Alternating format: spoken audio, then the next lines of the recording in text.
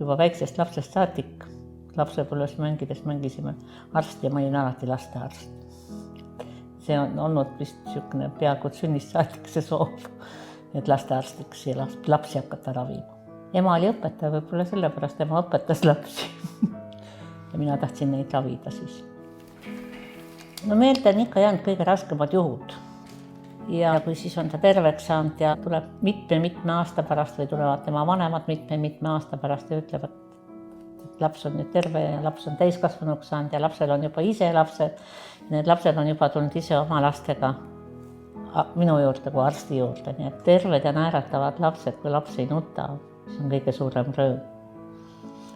Lapsed saavad hästi kiiresti terveks reeglina ja nad on kohe sõbrad. Ja laps nii siiralt räägib, kus tal on valus, kui tal on valus. Ja teesklust ei ole kindlasti.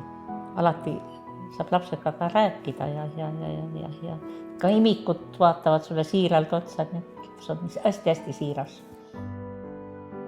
Ja selle arstitöö kõrval olen ma siis alates 78. aastast õpetanud ka üliõpilasi. Et tegelikult on mõlemad tööd olnud käsi käes.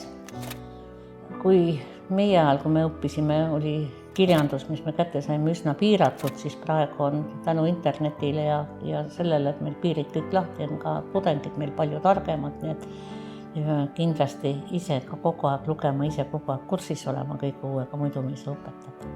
Nüüd järjest rohkem on muidugi meditsiin edasi arenenud.